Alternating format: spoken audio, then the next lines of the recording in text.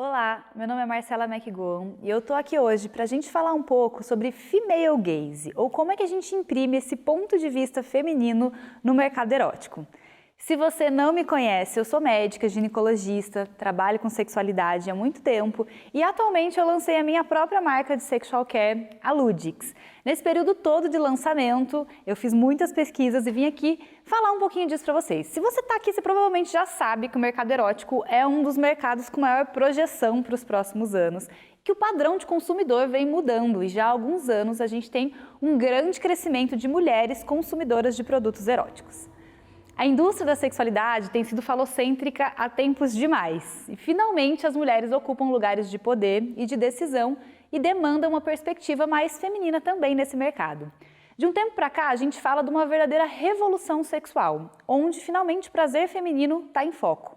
Pela primeira vez, assuntos como orgasmo e masturbação são discutidos abertamente. Antes disso, a sexualidade feminina sempre foi muito velada. Por isso, para que a gente se adapte, e atuar nesse mercado da maneira mais completa possível, é imprescindível reconhecer essa tendência e incorporar nas nossas marcas. Para atender as demandas desse novo público, eu identifico 3 principais vertentes que precisam ser atendidas. A primeira que a gente vai falar hoje um pouco é a comunicação. Para mulheres, sexo ainda é um tabu muito grande. Então, quando a gente vai comunicar sexualidade, a gente precisa passar por um viés extremamente importante, que é o viés da informação. Realmente levar informações que ainda são tabu, contar a história da sexualidade agora do ponto de vista de mulheres. Informar sobre anatomia, informar sobre prazer, informar sobre práticas, e outras questões que acolhem mulheres fazem grande diferencial para uma marca. A linguagem também importa muito dentro da comunicação. Quando a gente está comunicando o sexo, a gente deve fazer isso da maneira mais simples e de fácil entendimento possível. Nem indo para aquela coisa super acadêmica e explicativa e também não indo para um lugar em que afaste muito as pessoas. O ideal é a gente naturalizar o assunto. Para a gente conseguir naturalizar, isso tem que estar naturalizado dentro da gente. A gente tem que ter o hábito, já estar habituado a falar sobre isso quando a gente vai comunicar. O humor, por exemplo, é algo super bem-vindo nesse processo de naturalização, mas não é algo obrigatório se isso não fizer parte da sua persona. Quando a gente está falando principalmente de redes sociais, quanto mais fiel à nossa persona a gente for, sempre com adaptações e toques para que a gente possa melhorar, mas quanto mais fiel à nossa persona, mais natural a gente vai passar.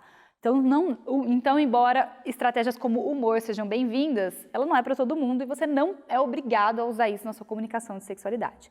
Eu, pessoalmente, também não gosto muito de ir para termos que vulgarizam demais a sexualidade. Nada contra, acho que é super viável e existe um público que consome isso. Mas, especialmente quando a gente está falando do público feminino, a gente está falando de um público que precisa romper uma barreira ainda. Um público que não está totalmente pronto para receber essas informações e, dependendo do que a gente usar ali de linguagem, a gente acaba mais afastando as pessoas ou as pessoas consumindo isso ainda de uma maneira como se fosse algo secreto ou proibido. E eu acho que a ideia aqui é justamente a gente tirar desse lugar de errado e proibido e levar para um lugar em que é natural comunicar todos esses temas dentro da sexualidade. Então, informar as mulheres dentro de uma marca é extremamente importante. A gente tem muitos conceitos e tabus para desconstruir para que a gente possa construir novos ideais de sexualidade feminina. O segundo tópico aqui é produtos, Há algum tempo, os produtos já vêm sendo pensados para o prazer feminino, mais especificamente para o prazer de quem tem uma vulva, Mas para além disso, além de só serem pensados em relação à tecnologia, eu acho que existe um cuidado que a gente precisa ter com os produtos que é até mesmo estético.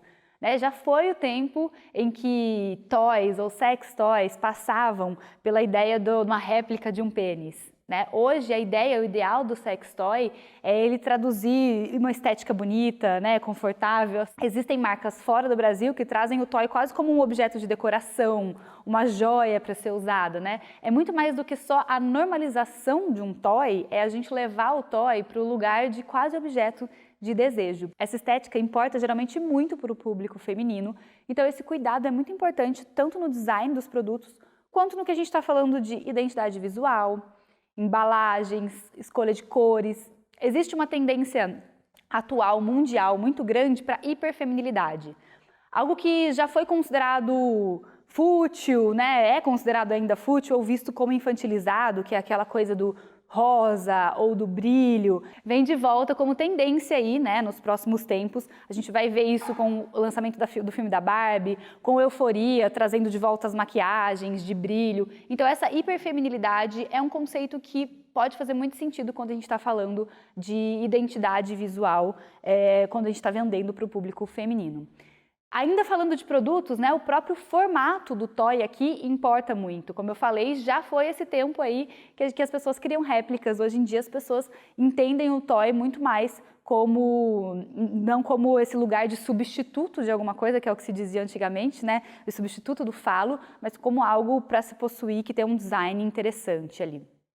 Para a gente ir além dos toys, né, eu acho que existem outros produtos no mercado erótico. Uma outra tendência que a gente tem muito atualmente é a tendência do sensorial, né, da sinestesia, do conseguir imprimir para as pessoas essa sensorialidade de tudo. Então, nos cheiros, né, texturas, tudo que a gente conseguir imprimir e criar para essa pessoa uma experiência, um ambiente em que ela está inserido ali nessa sexualidade, com certeza agrega muito. Inclusive, quando a gente está criando o nosso conteúdo para as redes sociais, né, para venda de marca, tentar imprimir essas sensações nos vídeos, né, nas fotos, com certeza é alguma coisa que chama muita atenção.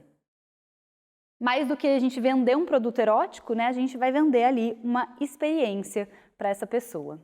E uma terceira tendência que eu acho que casa demais quando a gente está falando de sexualidade feminina é a ideia do sexo para mim, né? Então, pela primeira vez na história, a gente vai tirar a sexualidade desse lugar do eu estou oferecendo para o outro alguma coisa, né? Ou eu sou um ser desejável e vou colocar essas mulheres em um lugar de ser um ser desejante, dona da sua própria sexualidade, a pessoa que realmente toma decisões com isso. A gente tem dois grandes exemplos deste lugar. O sexual care, um termo que se popularizou recentemente e cresceu bastante na pandemia, que traz a sexualidade para esse lugar do autocuidado, né? Traz a sexualidade para esse, que é uma coisa muito comum, que já foi uma coisa naturalizada para as mulheres, né? O skincare, a meditação, esse espaço que você tem de autocuidado, mesmo de imergir nesse tempo para você. O sexual care traz bastante dessa informação e é uma ideia muito legal quando a gente está falando de sexualidade feminina, né? E a gente tem também, e a sexualidade nunca tinha entrado, né? A primeira vez que a sexualidade entra nesse conceito de autocuidado, que faz muito sentido, porque é sim um lugar da vida do prazer, né? Que merece atenção, que merece cuidado, mas que a gente nunca colocou ele lá. Então trazer essa experiência como algo para mim é algo que faz muito sentido com o momento até que a gente vive, né? As pesquisas recentes mostram que depois da pandemia, mais de 80% das pessoas disseram que gostariam de ter momentos mais para elas, né? Para fazer coisas para elas e por elas. Ainda nessa linha do sexo para mim, né? Dentro desses três grandes pilares que eu acho que funcionam aí para a gente comunicar a sexualidade com o female gaze, a gente tem o autodate. Esse date solo, né? O autodate, ou você viver uma sexualidade com você, que é falar de masturbação, mas muito mais do que masturbação. Falar de momento também é algo para a gente ficar de olho. Então a gente tem pós-pandemia também esse resgate, né, do meu momento comigo, e a gente tem uma sociedade de muitas mulheres, vamos ser honestas, insatisfeitas com relacionamentos, né, em busca de autoconhecimento, em busca de expandir. Então essa ideia, né, da solitude que a gente fala, do autodate ser uma coisa prazerosa, você não mais usar o sexo só como algo que você vai levar ou compartilhar com outros, né, mas também este lugar de pertencimento, de estar aqui comigo, faz todo sentido com o que a gente está comunicando aqui com mulheres. Então, eu acho que esses são alguns dos pilares que a gente precisa prestar atenção, né? Agora, quando a gente está comunicando, tentando trazer esse olhar mais feminino para o mercado erótico, que sempre foi realmente muito falocêntrico, eu acho que a gente passa por esses passinhos que eu falei, que é o cuidado com informar, porque realmente a gente está construindo uma nova realidade, construindo um novo momento para essas mulheres e para elas conseguirem, para a gente romper, né, as resistências que elas têm. A gente só vai conseguir mostrando o que estava errado até aqui e mostrando os assuntos que podem ser trilhados daqui, né? Então, abordando assuntos que trazem acolhimento para as mulheres, com certeza enriquece qualquer espaço de discussão. Esse senso de pertencimento, esse senso de comunidade é algo que as mulheres sentem muita falta no dia a dia e na vida delas, né? Esses espaços de segurança, de confiança para falar sobre um assunto. Então, sem dúvidas, esse acho que é um pilar que não pode faltar em nenhum nicho que a gente está falando de mercado erótico. A gente precisa passar por essa etapa de informação. A comunicação, né, como visual mesmo, como a gente cuida de como a gente vai comunicar. Como eu falei, a hiperfeminilidade, ela é uma tendência e ela vem até mesmo como uma forma de protesto neste lugar de por que hiperfeminilidade é ligada à infantilidade ou à futilidade, né? Por que a gente nunca consegue ocupar um lugar em que a gente está tranquila nesse lugar, né? Então, se eu sou hiperfeminina, eu sou julgada de uma maneira, se eu não sou, eu sou julgada de outra. Então, é quase um resgate disso e é uma tendência forte, mas também não precisa ser a única tendência, né? Um outro nicho de tendência de comunicação que funciona muito quando a gente está comunicando com mulheres é o nicho de cuidados mais naturais, né? Esse também é uma tendência muito forte, atual, mundial para tudo. Mulheres são muito conectadas a causas ambientais, né? A causas de natureza, então tudo que também traga essa coisa do natural funciona também como comunicação, mas quando a gente está falando com mulheres, esse apelo estético precisa ser revisitado, né? Acho que desde as embalagens, desde tudo que a gente oferece aí no nosso nicho, esse apelo estético precisa ser revisitado. E para finalizar, como eu falei, trazer essa ideia do sexo para você, né? Do sexo como algo que eu possuo, que me pertence, que eu vivo sozinha e que eu decido quando e se vou compartilhar. E aí os toys, né, e todos os produtos eróticos entram lindamente aqui para compor esse date solo. É isso que eu tinha para falar hoje para vocês, espero ter ajudado a começar a mover as engrenagens desse pensamento, que é entender, eu falo que a gente entender a sexualidade como vulvocêntrica. Pela primeira vez a gente vai colocar a vulva como centro aí de tudo e mudar a história da sexualidade.